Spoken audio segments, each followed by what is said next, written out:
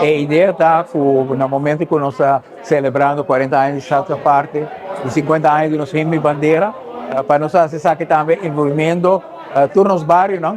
Mas também é um momento ideal para dar reconhecimento ao talento, não? Ou a carga e dar a Aruba também nome internacional. E Julio Bernardo Houston está de talento não aí e pensei nós escolher dia 17 de março que também tem festival importante de himno e bandeira aqui na São Nicolás, na Carnival Village. Tem inteiro São Nicolás a celebração aqui também tem sua ressonância, aqui também na Chocolate City Bar e Restaurant, também há mural muito bonita de Julio Bernardo Houston, mas dentro do sítio mesmo aqui onde nós estamos também tem uma exposição de tour lo qual Julio Bernardo Houston logra para Aruba.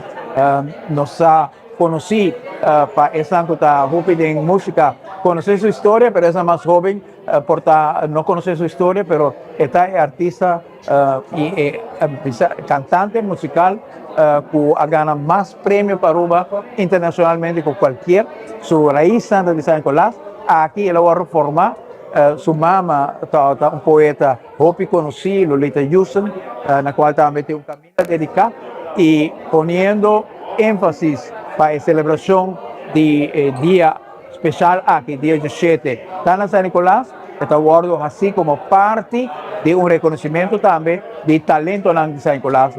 E Julio Bernardo Houston está onde não há reconhecimento de dia aí, sobre talento, energia, liderazgo, carga e ajuda a Aruba a surpassar retos grandes e seguro canção musical a llenar nosso coração, a formar parte da alma de Aruba e é sumamente bonito para mirar quanto entusiasmo tem aqui na San Nicolás para hecho que o governo escolher para vir aqui na San Nicolás e organizar evento nacional aqui na San Nicolás. Estou contento com a reação aqui na San Nicolás, também com a animação aqui em Chocolate City, abordo bom elaborar o tema aqui também e combinar com o projeto de restauração de Bernardo Serra.